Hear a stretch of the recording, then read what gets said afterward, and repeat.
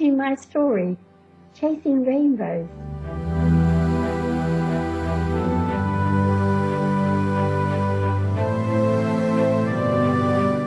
Chapter 9, At the Homecoming. The morning had passed in peaceful relaxation as the two men fished off the coast of Exmouth. Albert did well, boasting a good catch of bream and mackerel. Gerald also caught a couple of fair-sized cod. As lunchtime approached, he glanced at his pocket watch. "How about a pint of beer and a pie at that pub we passed?" he suggested. Albert nodded in agreement. "I'm up for that." He began to collect their fishing gear together, and the two men sauntered off in the direction of the pub. Once seated outside with their drinks and pies, Gerald told Albert of his brief liaison with Kathleen. He explained how much he thought of her at the time, and his regret when she disappeared without a trace. Albert listened with interest as Gerald explained the way things were at the time. He took a gulp of his beer, his eyes searching his father's face. "I appreciate you telling me all this, Father, but how come you never mentioned it before?"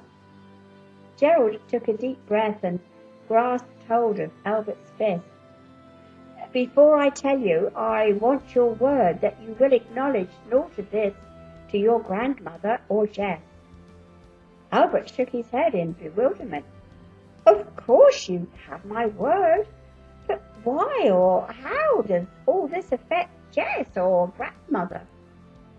Gerald took a deep draught of his beer and leaned towards his son. "Because Jess is your half-sister. That's why, lad." He felt a sense of relief now it was all out at last. Albert sat staring at his father in stunned silence for a moment as he digested this astonishing revelation. Yet even as his brain raced with the implication of this fact, he wondered how his father could be so sure. Gerald could read the questions in his eyes. "Yes, I'm sure, lad.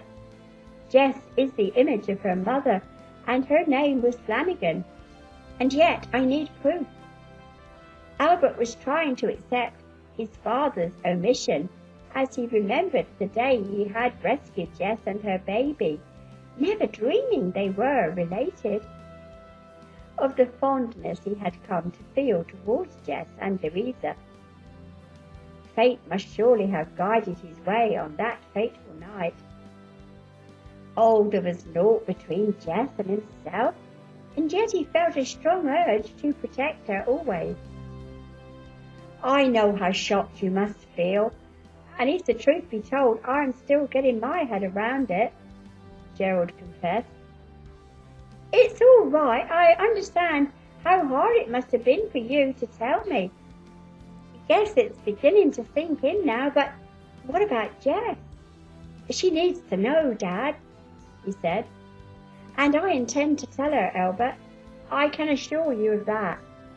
Just give me time for us to become acquainted," Gerald replied, but privately pondered how to pick up courage to do so.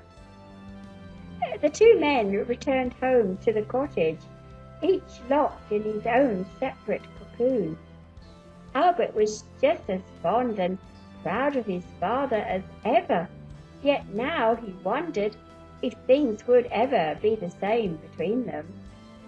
Yet, in spite of all, the bond was strong between the two men. As for Gerald, he was glad of his confession, and that Albert had taken the truth like the strong-hearted man he was. However, he would have to choose his words with great tact and sensitivity when he spoke to Jess, and how could he convince the girl without any real proof?